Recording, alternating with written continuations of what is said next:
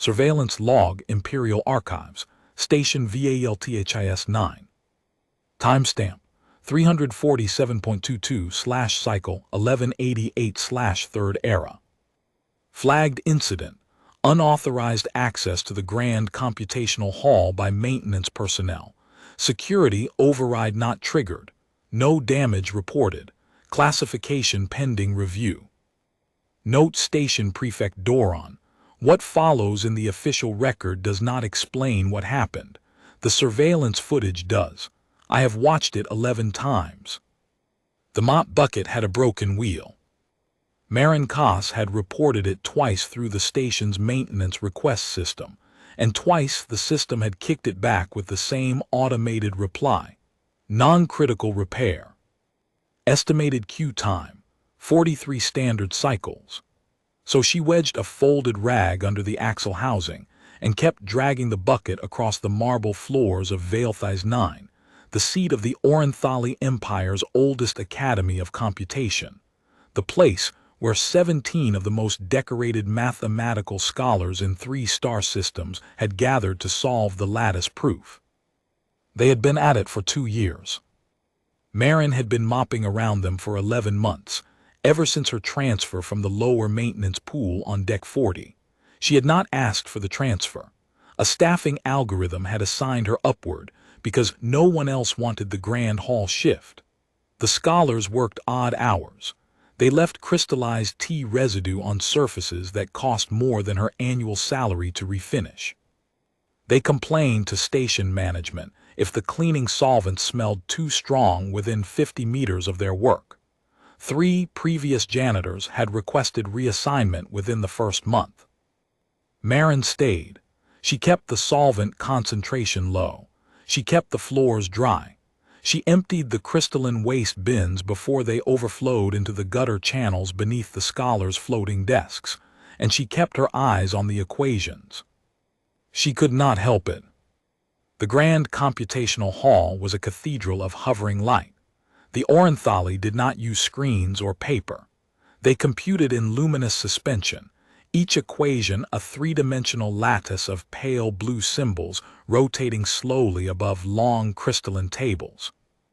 The notation was a variant of Orenthali Base 12 symbolic logic, derived from their species' native pattern language, and it was considered one of the most complex mathematical frameworks in known space. Marin had taught herself to read it in 4 months.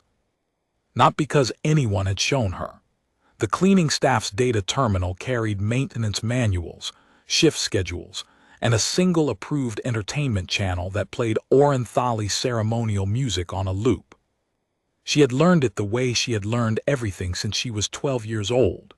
By watching, by remembering, by turning the symbols over in her mind during the long, quiet stretches when the scholars were asleep, and she was alone with their work, her mop moving in slow circles beneath equations that floated like frozen starlight. She had always been like this. Back on Earth, before she had signed a labor contract with the Orenthali Territorial Exchange and shipped out to the far side of the spiral arm, she had been a maintenance worker at a community college in a small coastal town called Shearwater. She cleaned lecture halls and seminar rooms. She emptied trash cans next to whiteboards covered in calculus, organic chemistry, theoretical physics. She had never taken a class. She had never enrolled. She had dropped out of secondary school at 16 to help her mother, and she had not gone back. But she had stood in those empty rooms at midnight, reading the boards, and the numbers had always made sense to her in a way that words never quite did. The patterns were there, clear as tide lines on sand. She never told anyone. There was no one to tell. She was 43 years old. Her hair was going gray at the temples. Her hands were rough from decades of industrial cleaning agents. And she had signed a 7-year off-world labor contract because the pay was 3 times what she could earn on Earth, and she was sending money home to her sister's 3 kids. She did not think of herself as smart. She thought of herself as someone who noticed things. And she had noticed 3 weeks ago that the scholar's proof had a gap. It sat in the 7th lattice layer, a place where two subproofs were supposed to converge into a unified resolution. The convergence point required a particular identity, a relationship between two sets of recursive functions, and the scholars had been circling it for months, trying approach after approach, each one collapsing under the weight of an instability they could not locate. Marin had watched every attempt. The first had been Scholar Taven's.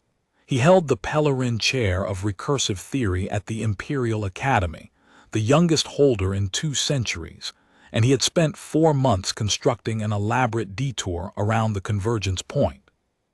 A substitute pathway that avoided the instability by rerouting through a higher dimensional transform. It had been elegant work. Marin had watched it take shape night after night as she mopped beneath it, the symbols cascading through the lattice like a waterfall folding back on itself. She had admired the craftsmanship even as she felt the wrongness humming beneath it, a faint vibration in the mathematics, like a string tuned a quarter tone flat. It failed in week 14. The higher dimensional transform collapsed under its own recursive weight and pulled 2 adjacent layers down with it. 3 weeks of cascading corrections followed. Taven had stood at the lattice for 9 minutes after the final collapse, perfectly still, his sharp features locked in the Orenthali expression that Marin had learned to read as controlled fury. Then he had dismantled the failed pathway symbol by symbol, as methodically as a surgeon closing a wound, and left the hall without speaking to anyone. The second attempt had been Scholar Morthai's. She was young, younger than most of the others, with pale blue-gray skin and a nervous energy that showed in her hands. She had proposed a brute force numerical approximation that bypassed the convergence point entirely. The other scholars objected on theoretical grounds. Morthai argued, with increasing frustration across 2 weeks of debate, that an approximate solution was better than no solution. Prefect Seon finally allowed her to try. The approximation produced a result accurate to 4 decimal places, but diverged catastrophically in the 5th, generating a cascade of nonsense values that contaminated the entire 7th layer and took 6 days to clean out.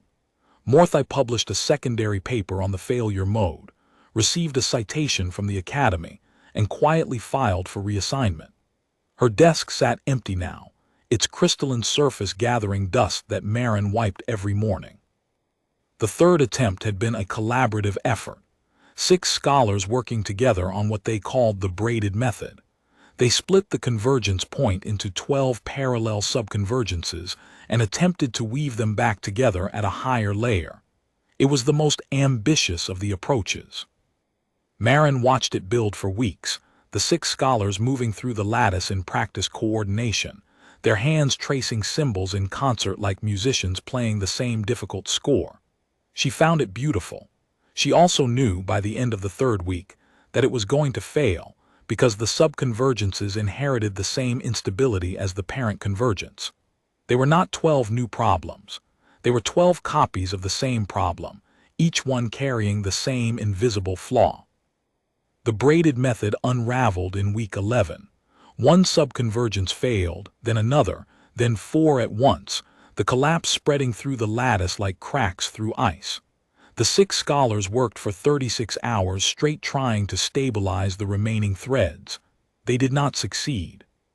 When it was over, Scholar Hathivran, a senior Orenthali with iron-gray skin and a reputation for diplomatic understatement, said only, "The instability is fundamental.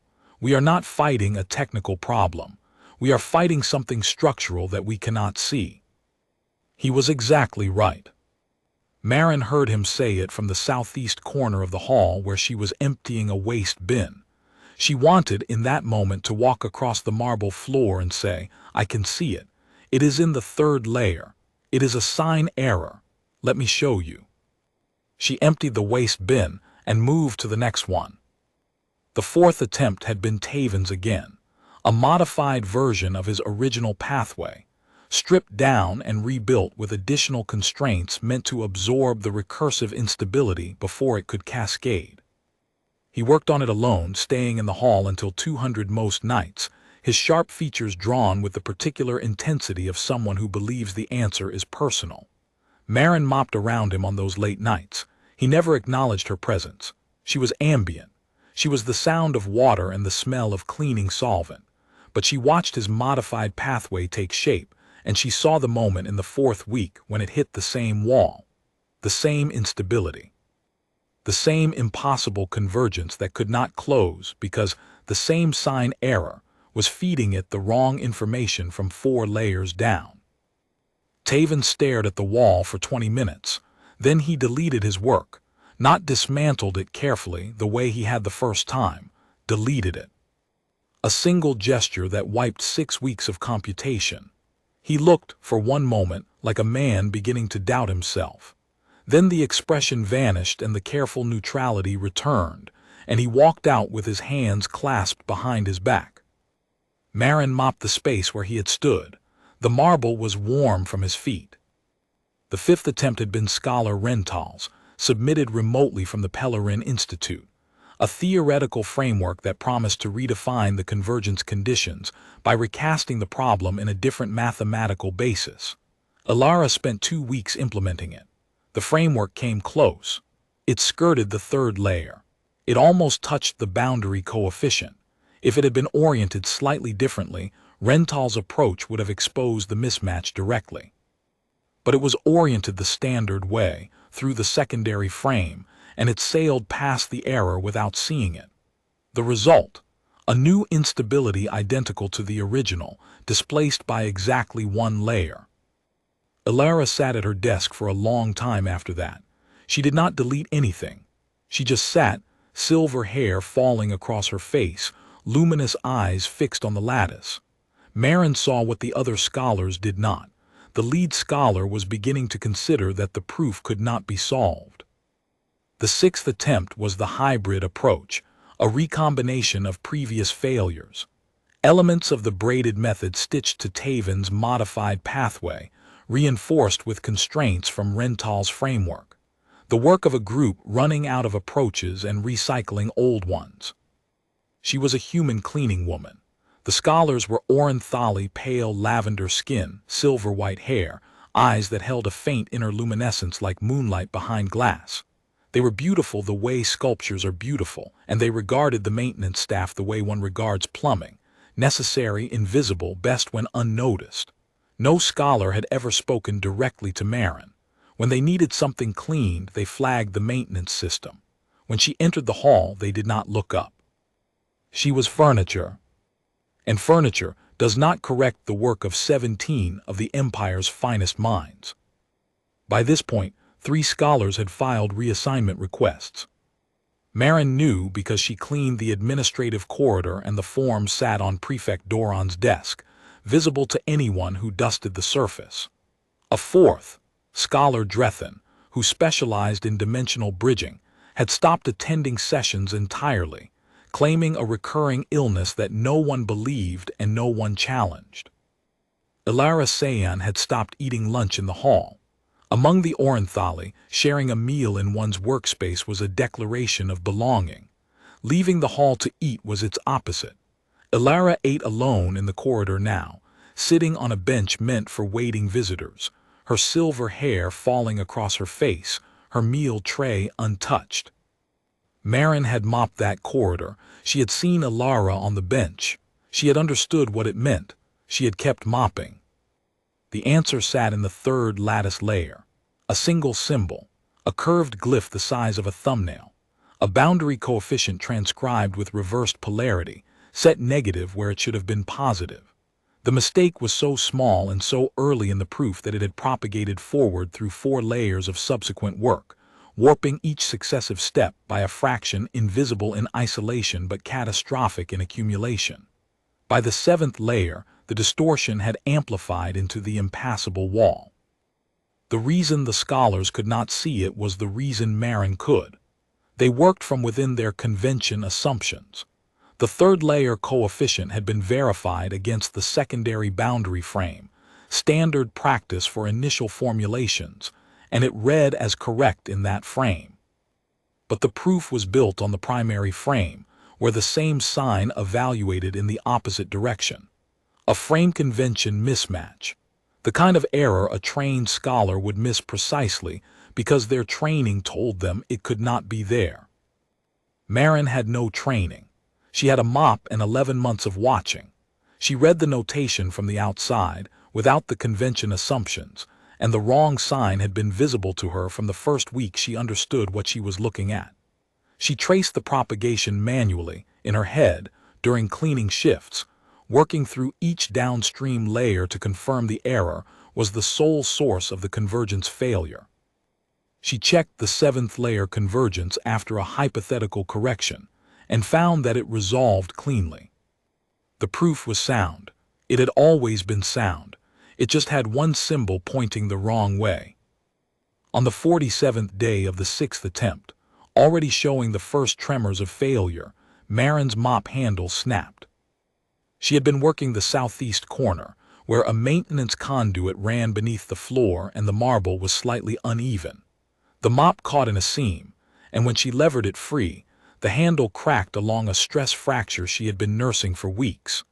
The top half came away clean, leaving her holding a meter-long stick of composite polymer with a ragged end. She stood there holding the broken stick, looking up at the lattice. The scholars had gone home for the evening, all of them. Even Elara, who had left an hour earlier with her shoulders set in the particular angle that meant she had made no progress. The equations floated in the empty hall, unattended, casting pale blue light across the marble floor and the cleaning cart and Marin's worn gray coveralls. She was alone. She walked to the 3rd layer. She had never touched a computational lattice before. Maintenance staff were not authorized to interact with active academic systems, and the hall's interaction protocols were keyed to the scholars' biometric signatures. But the lattice was a light construct. It responded to physical interruption. Any object of sufficient rigidity, moved through its projection field with deliberate intent, could rearrange its symbols. Marin raised the broken mop handle. She reached into the 3rd layer and flipped the sign. One curved glyph, negative to positive, 3 seconds. The lattice shivered.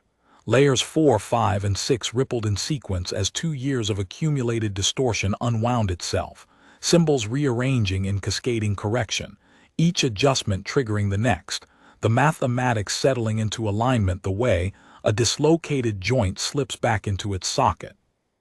The 7th layer opened. The convergence point resolved. 2 recursive functions meeting cleanly, boundary conditions aligned, the proof closing with an elegance that made her breath catch. She had been right. The answer had been sitting in the 3rd layer for 2 years, patient as a stone, waiting for someone who stood outside the frame to reach in and turn it over. She lowered the mop handle. She did not sleep well that night. She lay in her narrow bunk on deck 42 and stared at the ceiling. She had violated the maintenance code. She had touched an active academic system. She had altered a priority 1 proof that 17 of the Empire's most credentialed scholars had been unable to solve. She had done it with a piece of a broken mop. And she had done it because she could not bear to watch them fail at something she knew the answer to for 1 more day. She thought about her mother, who had cleaned office buildings in Shearwater for 31 years, and had never once been asked her opinion about anything that happened inside those buildings. She thought about the whiteboards at the community college, the equations she had read and understood and never mentioned to anyone, because who would she mention them to, and what would they say? She got 2 hours of broken sleep and was on deck 40 by 500, scrubbing carbon scoring from a cargo bay ventilation grate, when her wristband chimed. Report to Grand Computational Hall, immediate. She wiped her hands on her coveralls, stowed the scrub brush and took the lift. Her stomach was tight. The Grand Computational Hall was full. Not just the 17 scholars. 60 or 70 Orenthali packed the hall. Academic administrators in silver-trimmed robes. Station Prefect Doron, iron gray-skinned and weary. 4 members of the Imperial Oversight Committee in formal jeweled rank pins. 2 uniformed officers from station security flanking the doors. And at the center of the hall, Beneath the lattice that now displayed a completed proof, stood Prefect Ilara Sayon. Ilara's luminous eyes tracked Marin from the moment she entered. Marin walked to the center of the room. The mop bucket squeaked behind her on its broken wheel. Maintenance worker Kos. Doran's voice was formal, clipped. The surveillance record from last night shows you entering the grand computational hall at 3:12, approaching the third lattice layer of the Veilthize proof, and manipulating a symbolic element using an unauthorized instrument. Yes, sir. A murmur moved through the hall. Doran raised a hand. The instrument appears to have been a section of a standard-issue maintenance mop handle. The handle broke. I used what I had. The murmur sharpened. One of the security officers shifted his weight. You are aware that unauthorized manipulation of an active academic lattice is a Level 3 disciplinary violation under Imperial Station Code. Contract termination, confinement, deportation. Yes, sir. And that the Veilthize proof is a Priority 1 computational objective, classified under Imperial Research Directive 7. I read the project brief. It was in the Maintenance Orientation Packet, Section 7, under Sensitive Materials in Assigned Workspaces. I thought it was important to understand what I was cleaning around. Doran turned to the committee. Chair Velenith. The committee chair, a tall Orenthali woman with pale ice-blue skin and a thin crown of silver filigree, regarded Marin with the careful attention of someone who had not yet decided whether to be angry or impressed. Prefect Sayon, is the proof correct? Ilara stepped forward. The proof is correct. The sign error in the third layer was the sole source of the convergence failure. The correction resolves the proof completely. Scholar Taven and I verified it independently this morning. I have also had it cross-checked by Scholar Rental at the Pellerin Institute. His preliminary assessment concurs. Rental concurs, Taven said from his station. His sharp features showed surprise he made no effort to conceal. Rental concurs, Ilara said. Maintenance worker Kos, Chair Velenith said. Describe the error you corrected. Marin kept her voice flat. A thing observed and reported. A frame convention mismatch. In the third layer, a boundary coefficient was transcribed relative to the secondary frame. The proof was built on the primary frame. In base 12 symbolic logic, the two frames use mirrored orientation conventions for recursive coefficients. The sign reads as positive in the secondary frame, but evaluates as negative in the primary. The peer review verified against the secondary frame, standard convention for initial formulations. The error propagated forward through layers 4 through 6, distorting each step. By layer 7, the cumulative distortion prevented convergence. Nobody moved. Once the sign was corrected, the lattice recalculated automatically. The convergence was already implicit in the original structure. It could not express itself through the distortion. Scholar Taven spoke. His voice had gone quiet, the particular quiet of a man confronting a fact that rearranges everything inside him. That coefficient was mine. I said it during the initial formulation. I verified it twice against the standard convention. The standard convention was correct for the secondary frame, Marin said. This proof was built on the primary. The convention did not transfer. How did you know the proof was built on the primary frame? Layer 1. The initial axiom set uses primary frame orientation markers. I could see them from where I mopped. The silence that followed was the silence of an entire room recalculating. Scholar Veneth, the young woman with pale blue skin who had been part of the braided method team, spoke from her station. You watched us build the braided method. 11 weeks. Did you know it would fail? Marin hesitated. It was the first time she had hesitated, and the room noticed. I thought it would. The subconvergences inherited the parent instability. Each one carried the same sign error through the same propagation chain. Splitting the problem multiplied the flaw. Venith sat down slowly, as if her legs had decided independently that standing was no longer practical. Scholar Hathevran leaned forward at his station. You heard me say the instability was fundamental, that we were fighting something structural we could not see. Yes. You knew what it was when I said that. Yes. Why did you not speak? The question landed in the center of the room and stayed there. Marin looked at the mop bucket, the broken wheel, the folded rag, her stained coveralls. The Maintenance Orientation Packet, Section 3, states that cleaning staff are to perform assigned duties without engaging workplace personnel or operational materials. I am not authorized to address scholars directly, to interact with active academic systems, or to submit observations regarding ongoing research.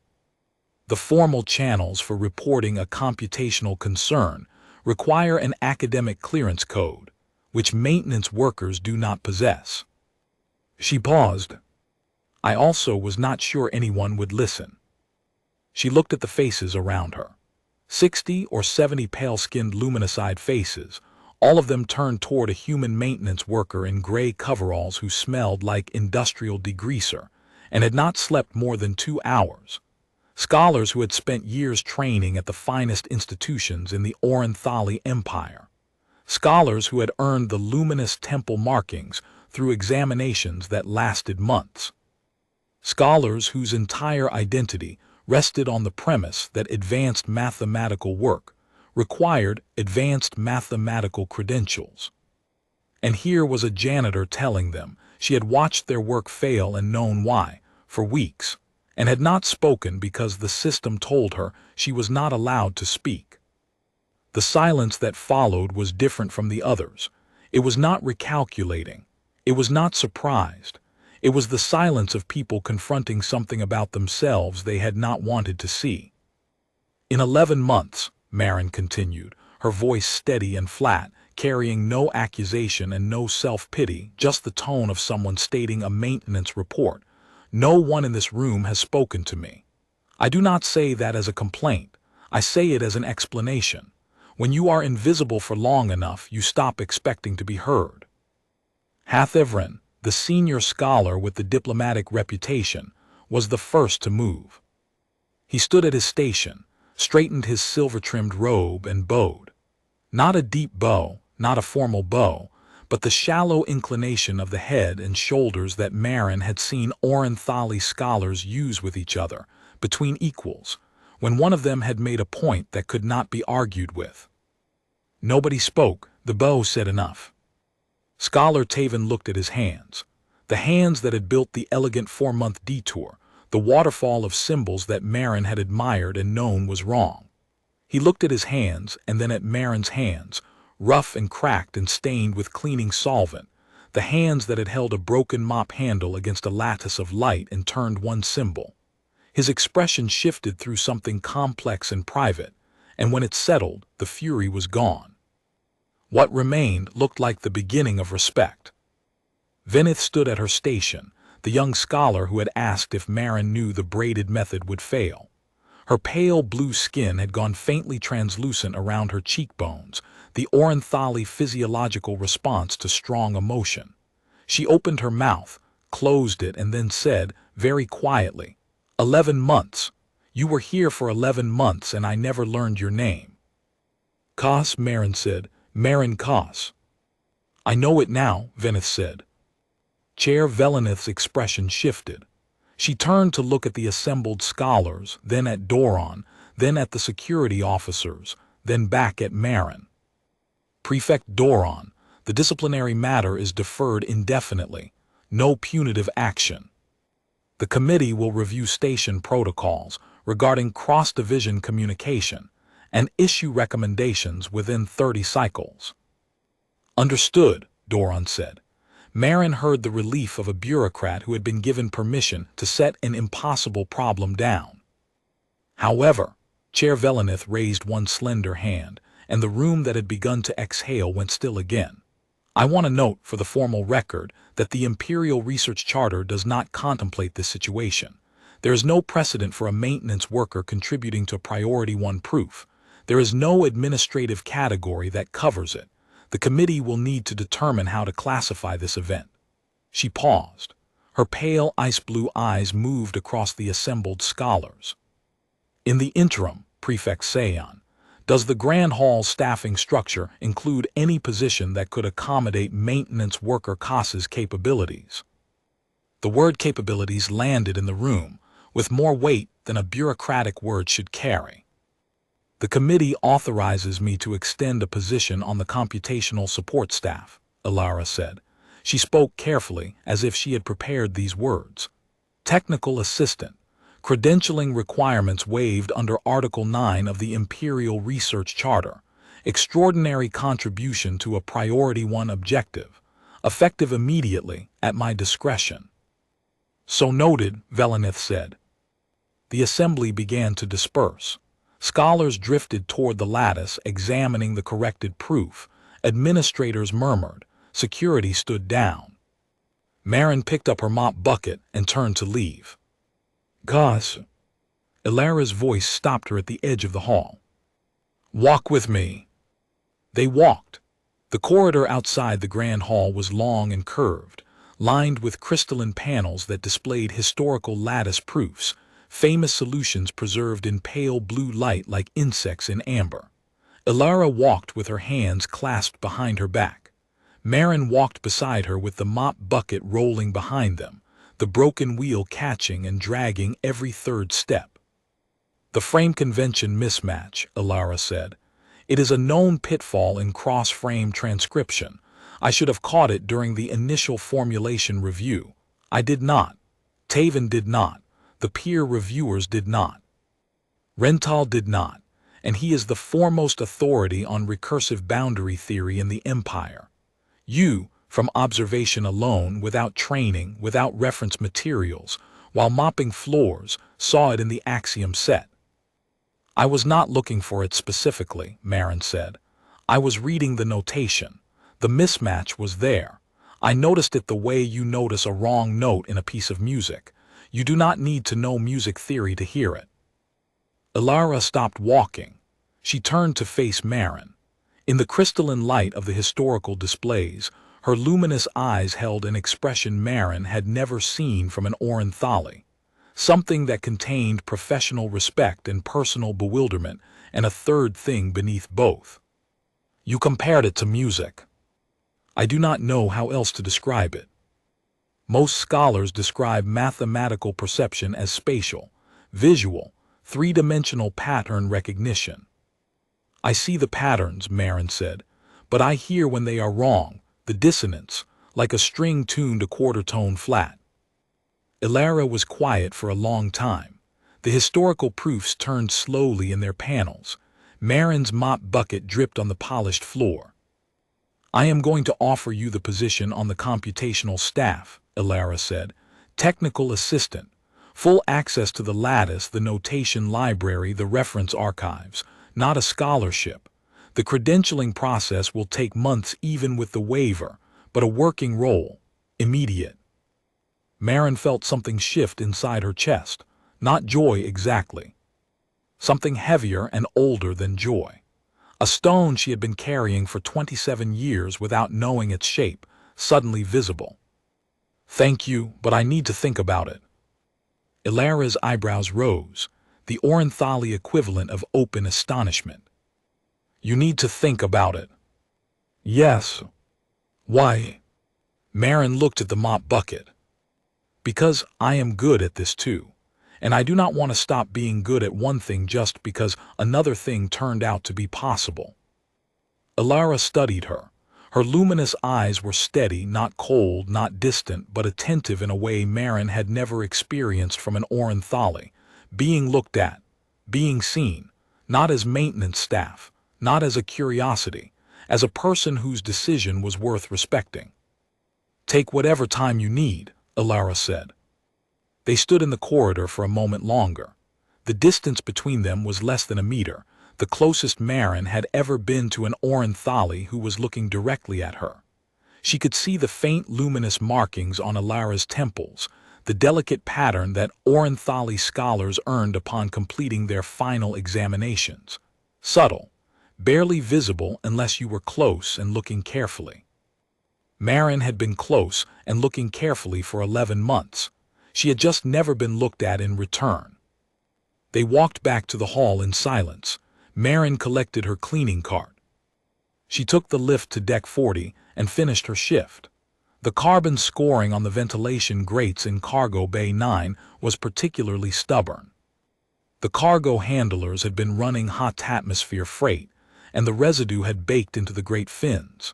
She worked it loose with a wire brush and alkaline degreaser, her arms aching, her knees sore on the deck plating.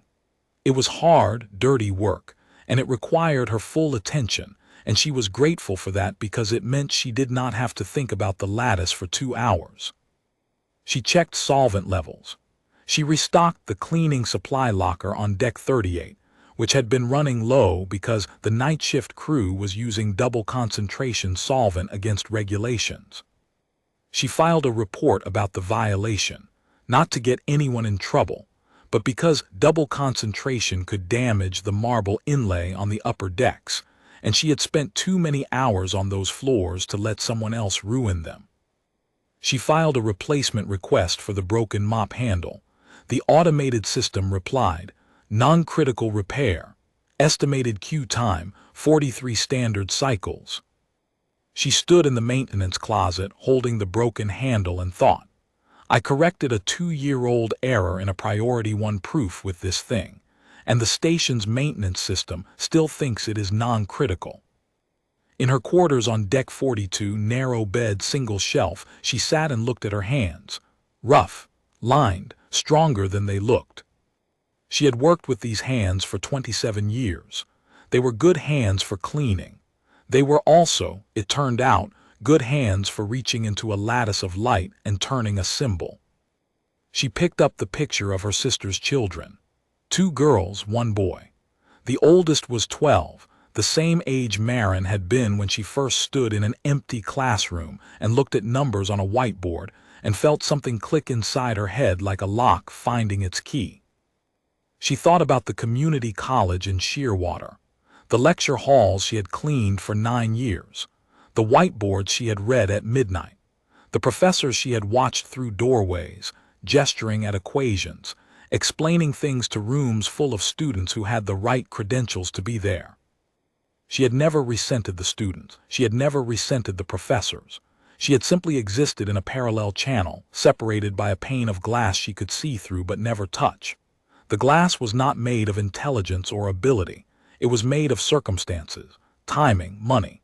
The fact that when she was 16 her mother needed help and the help she could give was to leave school and work. That was the choice.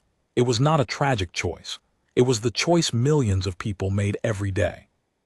It just meant that the glass stayed between her and the whiteboards for 27 years. And now the glass was gone. Or rather, she had put her hand through it without knowing, using a broken mop handle, and the glass had turned out to be thinner than she thought. The question was whether she wanted to walk through the opening or stand at the edge and keep looking in. She turned the question over. She examined it the way she examined a dirty floor, systematically, section by section, missing nothing. If she accepted the position, she would have access to the notation library. She would have a desk. She would have colleagues who looked at her and saw a person who could do mathematics. She would lose the invisibility that had protected her for 43 years. People would expect things from her. People would watch her work. People would judge her work. She would be a janitor who had been given a desk, and every mistake she made would carry the weight of proving that janitors should not be given desks. If she declined, she would go back to deck 40. She would finish her 7-year contract. She would mop the grand hall and read the equations and never speak again. The stone in her chest would stay exactly where it was, familiar and heavy and known. She picked up the broken mop handle from where it leaned against the wall. She turned it in her hands. The end that had touched the lattice was faintly warm, a residual charge from the crystalline computing matrix, or maybe she was imagining it. The handle was just a handle, a tool, a piece of composite material that had broken under ordinary stress and been wedged together with tape and stubbornness. It had corrected a 2-year-old error in a priority 1 proof. She set the handle down, opened her wristband, and composed a message. To Prefect Ilara Sayan, Lead Scholar, Grand Computational Hall. From Maintenance Worker Marin Kas, Deck 40. Prefect Sayan, I have thought about it. I would like to accept the position on one condition. I keep my cleaning shift in the Grand Hall. Half days. The floors need someone who cares about them, and I am not ready to stop being that person. If the lattice can survive a mop handle, I think the hall can survive a janitor who reads the equations. Cause. She sent the message and went asleep. The reply was waiting when she woke. To Maintenance Worker Marin Kas, Deck 42. From Prefect Ilara Sayan, Grand Computational Hall. Kas, accepted. Report at 600 for the morning cleaning shift. Report at 900 for the computational session. I have had a desk installed adjacent to the 3rd lattice layer, where the light is best and the floor needs the most attention. Your new mop handle is waiting. I selected it personally. It is composite reinforced. Sayan. Marin read the message twice. She got up, put on her coveralls, and went to work. The Grand Computational Hall at 600 was quiet. The lattice floated in pale blue stillness, the completed proof turning slowly, the corrected sign glowing in the 3rd layer like a small, steady heartbeat. A new desk stood near the 3rd layer. Standard academic issue, crystalline surface, adjustable height, integrated notation tools. On it, someone had placed a composite reinforced mop handle and a data tablet loaded with the complete Orenthali notation library. Marin picked up the mop handle first. She tested the weight, the balance, the grip. It was better than anything she had ever been issued from maintenance supply. Solid, dependable, chosen by someone who understood that tools matter. She picked up the data tablet second. The notation library opened, thousands of entries, organized by category, cross-referenced, annotated. The kind of resource scholars took for granted and maintenance workers never knew existed. She set the tablet down and started mopping. The floor was dusty.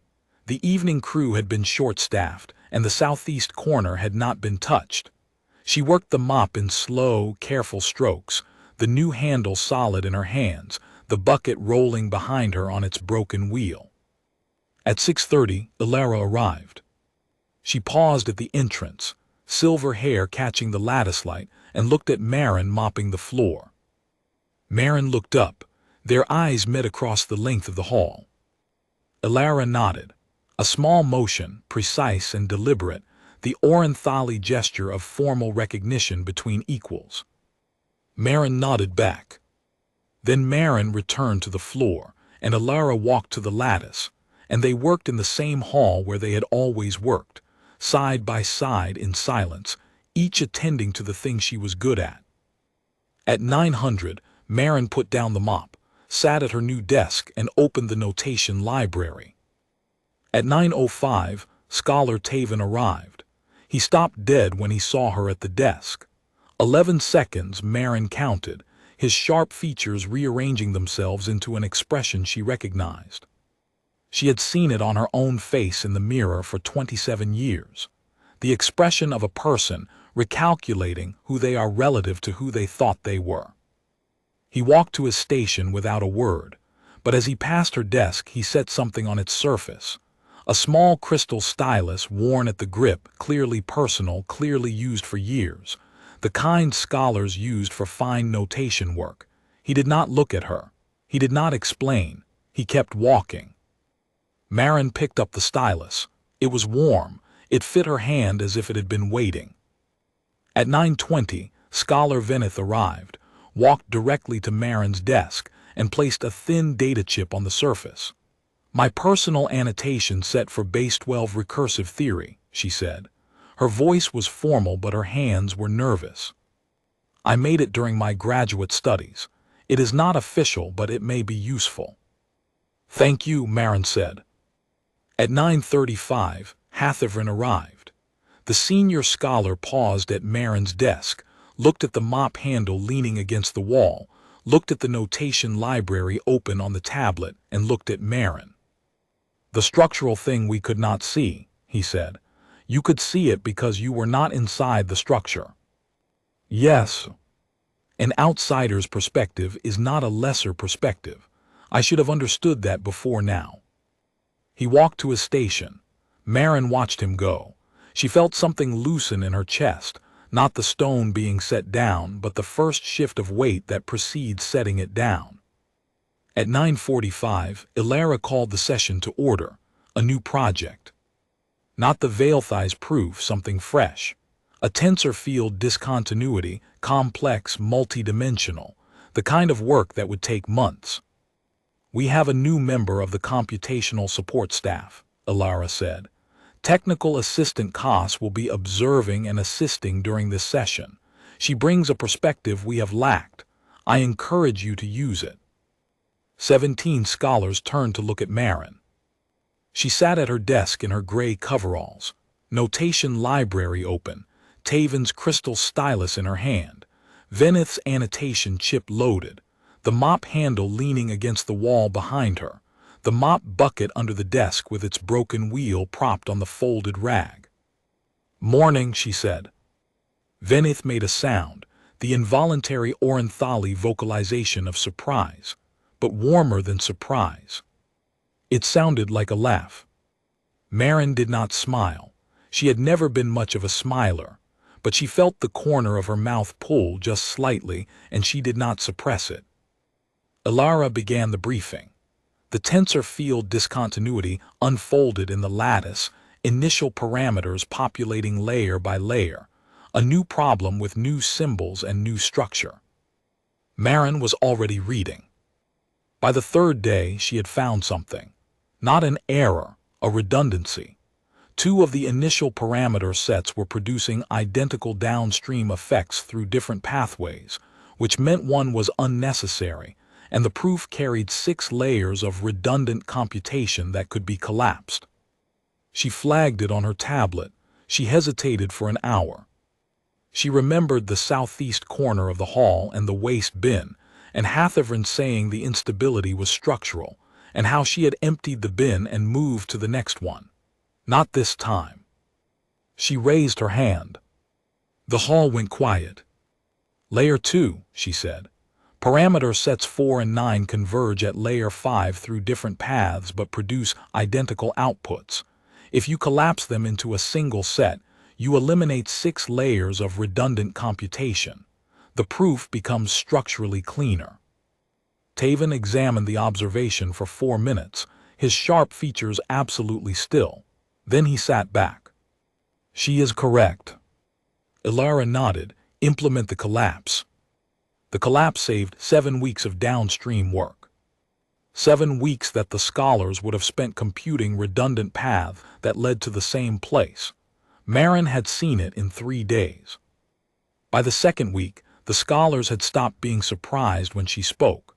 By the third week, 2 of them had started routing notation questions to her desk, small queries, clarification requests, the kind of thing a colleague asks a colleague.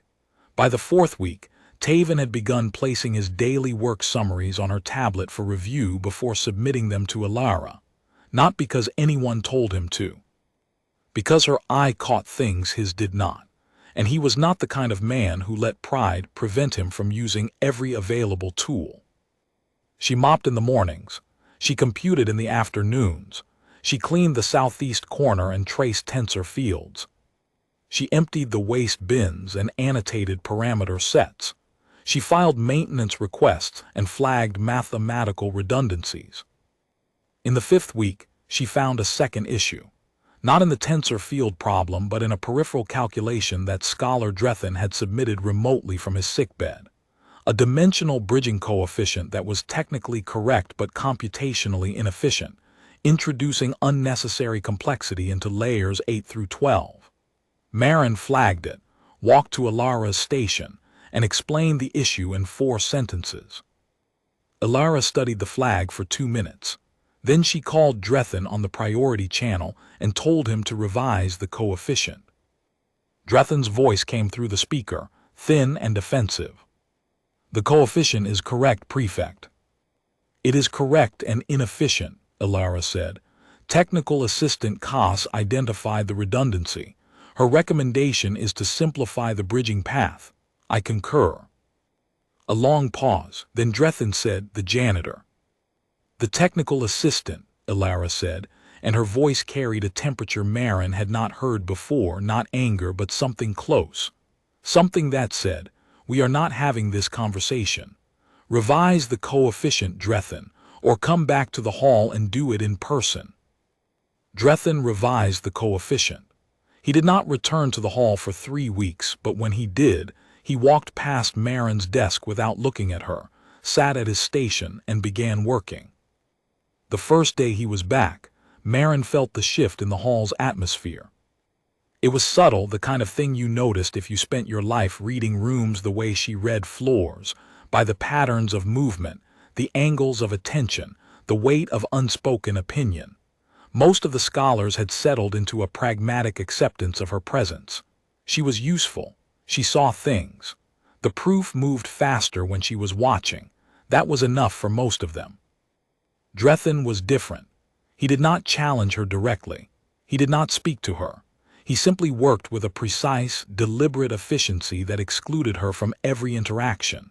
When the other scholars routed questions to her desk, Drethin would answer first, his voice cutting across the hall before Marin could respond.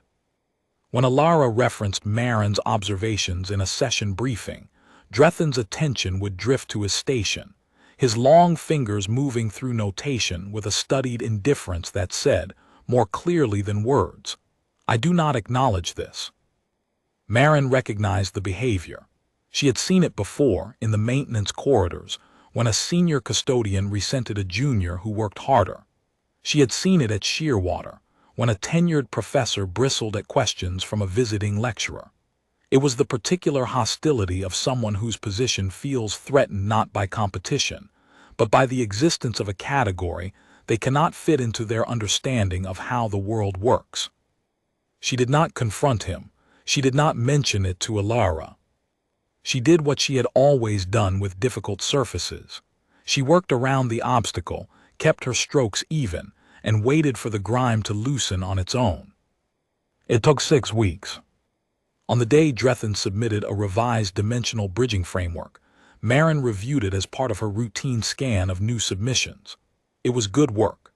Technically precise, structurally elegant, the kind of calculation that showed a deep understanding of the problem space.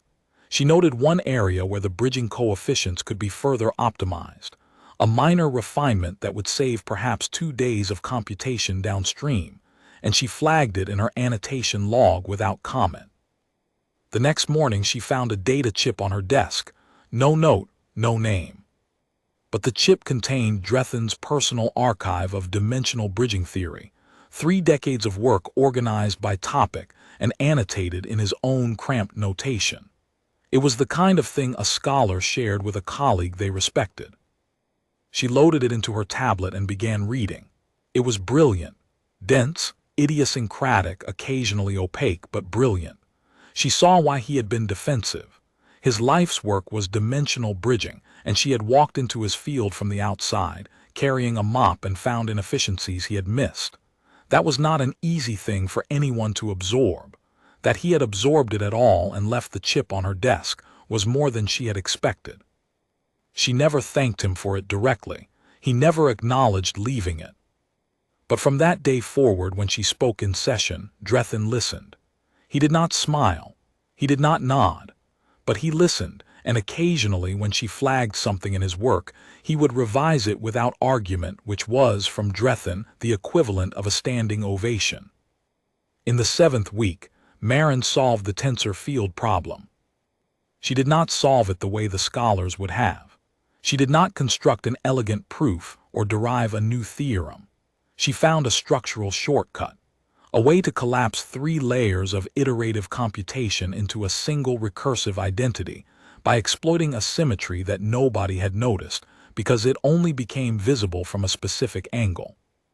The angle of someone sitting at a desk near the third layer, below and to the left of the main computational field, where the light fell differently, and the symbol orientations resolved into a pattern invisible from the scholar's central workstations. She had been mopping near her desk when she saw it. She stopped mid-stroke, leaned the mop against the wall, sat down, and spent 40 minutes working through the implications. Then she walked to the lattice and said, "I think I can close this." The hall went silent the way it always went silent when she spoke about mathematics. Not hostile, not dismissive, attentive in a way that carried the residual weight of people still adjusting to the fact that the person with the mop saw things they could not. Ilara said, "Show us." Marin used the crystal stylus Taven had given her and traced the symmetry through the lattice, collapsing 3 redundant layers into a single elegant identity that closed the tensor field discontinuity like a door swinging shut on oiled hinges. The proof resolved. The scholars stared at it. Taven stared at it the longest, his sharp features cycling through something she had never seen on an Orenthali face before. Not surprise, not fury, not controlled neutrality. Something that looked, if she were forced to name it, like admiration. "That symmetry," he said. "I walked past that lattice orientation 300 times. I never saw it." "You were not sitting where I was sitting," Marin said. "No," Taven said. "I was not." On the day the tensor field was closed, Marin was mopping the corridor outside the hall when she found Ilara sitting on the bench. The same bench where the lead scholar had eaten alone during the worst of the Veilthi's proof's long failure. But this time, Ilara's meal tray was not untouched. She was eating. And when Marin passed with her mop, Ilara looked up and said something that made Marin stop walking. "Would you like to sit?" Marin looked at the bench. She looked at Ilara. She looked at her mop. "I am on shift. The floor will wait." Marin set the mop against the wall and sat down. The bench was hard. The corridor smelled like cleaning solvent and crystallized tea, and the faint ozone scent that clung to anyone who worked near the lattice. Ilara's silver hair was pulled back, and in the corridor light Marin could see the faint lines around her luminous eyes, the marks of someone who had been working for a very long time. "I have a question," Ilara said. "It is not about mathematics." "All right. Why did you come here? To Veilthi's 9, to the cleaning staff of a computational academy. You could have signed a labor contract with any off-world operation. Mining, agriculture, freight handling, all of them pay the same rate for human labor under the territorial exchange." Marin thought about it. The listing said academic facility. I liked the sound of it. "You chose this posting because it was an academic facility." "I chose it because I thought there would be things on the walls worth reading." Ilara set down her meal tray. The look on her face was not the formal expression of a prefect or the careful neutrality of a scholar. It was something simpler and harder to name, the look of someone who has just understood something they should have understood much sooner. "Kas," she said, "how long have you been reading things on walls?" "Since I was 12. And in all that time, 27 years on Earth, 11 months here, no one noticed. No one looked." Ilara was quiet. The corridor hummed with the low vibration of the station's environmental systems. Somewhere below them, on deck 40, a ventilation grate was waiting to be scrubbed. "I am looking now," Ilara said. Marin picked up her mop. She stood. She looked at Ilara, the lead scholar, the prefect of the grand computational hall, the woman who had eaten alone on this bench during the worst months and was now offering half of it to a janitor. "I know," Marin said. She went back to work. The corridor floor was still half done. She finished it in long, steady strokes, the solvent cutting through the day's accumulated foot traffic. She worked carefully the way she always worked. The mop handle moved in her hands with the same certainty that the crystal stylus did, Different tools, different jobs, same hands. Behind her, through the open door of the grand computational hall, she could hear the scholars beginning the next session. Ilara's voice, measured and precise, Taven's clipped responses, Veneth's quiet questions, the sound of people working on something difficult and important together in a room full of pale blue light. Marin finished the corridor. She stowed the mop. She walked back into the hall, sat at her desk between the mop bucket and the notation library, and opened her tablet. A new assignment was populating the lattice. Fresh symbols, fresh structure, fresh problems. She was already reading. The surveillance log from the Grand Computational Hall, Cycle 1188, Third Era, remains classified at the discretion of the Imperial Oversight Committee. 17 scholars' names appear on the official citation for the Veilthi's proof. An 18th name was added 6 weeks after completion, by unanimous vote, over the initial objection of one committee member who argued that a maintenance worker could not hold academic credit. The objection was withdrawn after Prefect Sayon provided a 3-sentence rebuttal. The full text has never been released. Station rumor holds that it began with the phrase, "The proof does not care who holds the mop." Marin Koss remained on the cleaning staff of the Grand Computational Hall for the duration of her 7-year contract. She also remained on the computational support staff for the same period. She published no papers, sought no credentials, and declined 2 offers of full scholarship to the Imperial Academy. She did accept one thing, a permanent seat at the 3rd lattice layer between the mop bucket and the notation library, where the light was best and the floor needed the most attention. In her 7 years at the Grand Computational Hall, she contributed to 14 proofs. 3 of them were priority 1. She found errors in 4, redundancies in 6, and structural shortcuts in 2. The scholars learned to route their most difficult problems through her desk, not because she was smarter than they were, but because she saw from outside the frame, and sometimes the view from outside was the only view that mattered. She never stopped mopping. She never stopped emptying the waste bins. She never stopped checking the solvent concentration or filing maintenance reports or scrubbing the southeast corner where the conduit ran beneath the marble, and the floor was always slightly uneven. Scholar Taven never asked for the crystal stylus back. It sat on her desk beside the mop handle for 7 years, the 2 tools of her 2 trades, side by side, neither one more important than the other. When asked, years later, by a visiting human journalist why she had stayed in maintenance, she said, "The floors do not clean themselves, and I like the hours." The journalist pressed her. Surely, he said, with the credentialing waiver and the Imperial Academy scholarships, she could have become a full scholar, a title, a career. Recognition beyond a single citation.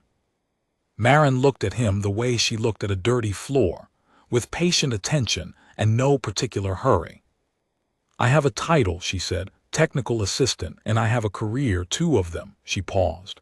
"And the citation is on 18 proofs now, not 1. But if you are asking why I did not leave the mop behind, the mop is how I see. The distance, the outside, the angle that the scholars cannot reach from their desks. If I sat where they sit, I would see what they see, and they already see that." The journalist published a feature article that ran in 6 systems. His editor changed the title to a single line that became, briefly, the most shared piece of human interest journalism in the Orenthali Empire's media network.